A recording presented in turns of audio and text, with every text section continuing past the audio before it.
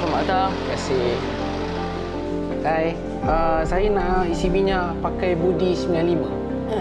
Okey. Minta IC? Saya cek dulu ya, Cik. Alright.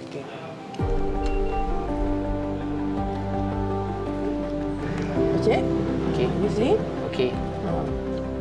Berapa tadi? RM10, Cik? Ya. Ni resit Cik, Okey.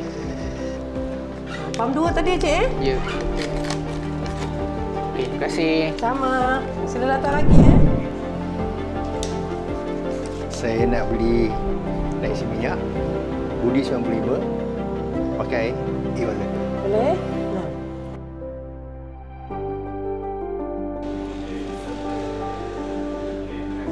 Okey, boleh. Terima kasih.